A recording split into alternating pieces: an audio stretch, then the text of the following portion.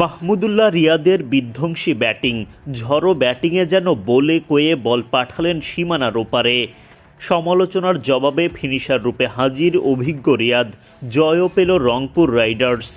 রিয়াদের ব্যাটিং তাণ্ডবের আগে বল হাতে অনন্য কীর্তি গড়েন আরেক বাংলাদেশি মুস্তাফিজুর রহমান। শুক্রবার সিলেটে স্বাগতিক সিলেট টাইটান্সের বিপক্ষে দুর্দান্ত বোলিং করেন রংপুর রাইডার্সের মুস্তাফিজুর রহমান। এর আগে ৩৯৯ উইকেটের মালিক দ্য ফিজ এদিন পূরণ করেন টি-20তে ৪০০ উইকেটের মাইল ফলক। জাতীয় দলের সতীর্থ মেহেদী হাসান মিরাজের উইকেট শিকারের মধ্য দিয়ে এই কীর্তি গড়েন তিনি। টি-20তে উইকেট শিকারের দিক থেকে বাংলাদেশিদের মধ্যে সবার ওপরে অলরাউন্ডার সাকিব আল হাসান। ৫৬০টি উইকেট এই অলরাউন্ডারের দখলে। ৩৫৩তম ম্যাচে ৪০০ উইকেটের মাইলফলক স্পর্শ করেছিলেন সাকিব। মুস্তাফিজ ৪০০ উইকেটের মাইলফলক স্পর্শ করলেন ৩১৫তম ম্যাচে এসে। বাংলাদেশে তো বটেই, পেস বোলারদের মধ্যে দ্রুততম ৪০০ উইকেটের মালিক বনে গেছেন কাটার মাস্টার। ৪০০ উইকেটের ম্যাজিক ফিগার স্পর্শ করার পরও থামেননি মুস্তাফিজ। আফিফ হোসেন ধ্রুব ও খালেদ আহমেদের উইকেটও তোলেন তিনি।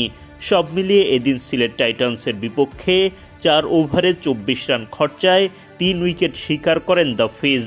তার সতীর্থ ফাহিম আশরাফও ৩টি উইকেট তুলে নেন, তবে তিনি ৪ ওভারে খরচ করেন ১৮ রান। ফিজ ফাহিমদের দাপুটে বোলিংয়ে ২০ ওভারে ১৪৪ রানের বেশি করতে পারেনি সিলেট। ১৪৫ রানের লক্ষ্যে ব্যাট করতে নেমে বেশ সংগ্রাম করতে হয় শক্তিশালী রংপুরকে। খালেদ আহমেদের বলে আউট হওয়া ওপেনার দাউদ মালান করেন ২১ বলে ১৯ রান। নাসুমের শিকার তাওহিদ হৃদয়ের ব্যাট থেকে আসে ৬ রান। ৪৪ রানে ২ উইকেট হারালে রংপুরের হাল ধরেন লিটন দাস। সাইম আইবের বলে আউট হওয়ার আগে লিটন করেন ৩৫ রান।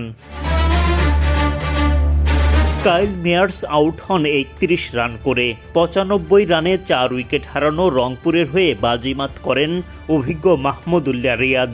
আগের দিনের আক্ষেপ মিটিয়ে তার মারকুটে ব্যাটিং, আর তাতেই জয় নিশ্চিত হয়ে যায় রংপুর রাইডার্সের।